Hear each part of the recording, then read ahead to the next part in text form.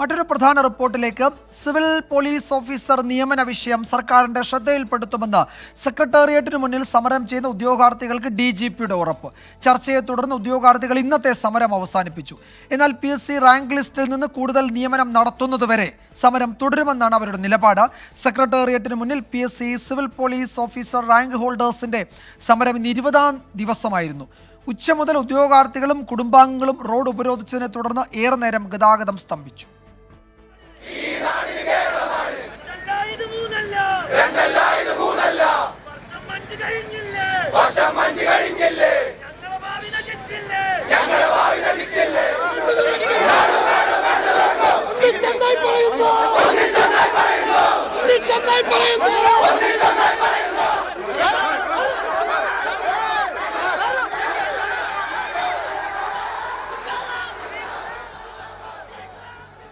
ഹരികൃഷ്ണൻ വിവരങ്ങൾ നൽകും തിരുവനന്തപുരത്ത് നിന്ന്. ഹരി, ഇന്നത്തെ ചർച്ചയുടെ വിശദാംശങ്ങൾ എന്തൊക്കെയാണ്? പ്രതീക്ഷാ നിർഭരമായ എന്തെങ്കിലും തീരുമാനം DGP ഈ റാങ്ക് ഹോൾഡേഴ്സിനെ അറിയിച്ചിട്ടുണ്ടോ?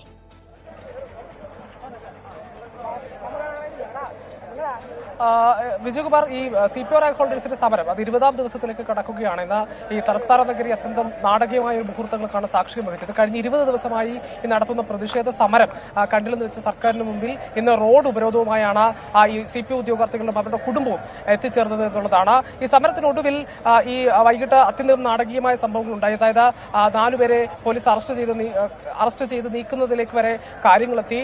പിന്നീട് അവരെ വിട്ടയച്ചെങ്കിലും അതിനുശേഷമാണ് ഈ സംസ്ഥാന പോലീസ് മേധാവി DGP ഇവരുമായി ചർച്ചയ്ക്ക് തയ്യാറായത്. ഈ ചർച്ചയിൽ ഇവരുടെ പ്രശ്നങ്ങൾ ഇവർ ഉന്നയിക്കുകയും ചെയ്തു. അതായത് മുഴുവൻ പേർക്കും നിയമനം എന്നുള്ളതാണ് ഇവരുടെ ആവശ്യം. ഈ പ്രശ്നം സർക്കാരിന് മുന്നിൽ ചർച്ചയ്ക്ക് വെക്കാമെന്നാണ് DGP ഇവർക്ക് ഉറപ്പ് നൽകിയിട്ടുള്ളത്. അതായത് ഈ കഴിഞ്ഞ ദിവസം തന്നെ ഒരു സർക്കുലർ ഇറങ്ങിയിരുന്നു. അതായത് ഇതുമായി ബന്ധപ്പെട്ട്, അതായത് ഈ സേനയുടെ ശക്തി, പോലീസിലെ സേനയുടെ ശക്തി വർദ്ധിപ്പിക്കുന്നതുമായി ബന്ധപ്പെട്ടൊരു സർക്കുലർ ഇറങ്ങിയിരുന്നു. അതുമായി ബന്ധപ്പെട്ട കൂടുതൽ കാര്യങ്ങൾ സർക്കാരിന് മുന്നിലേക്ക് വെക്കാം. അതിനോടൊപ്പം ഈ CPOയുടെ പ്രശ്നങ്ങളും CPO ഉദ്യോഗാർത്ഥികളുടെ പ്രശ്നങ്ങളും വെക്കാമെന്നുള്ളതാണ് DGP നൽകിയിരിക്കുന്ന ഒരു ഉറപ്പ്.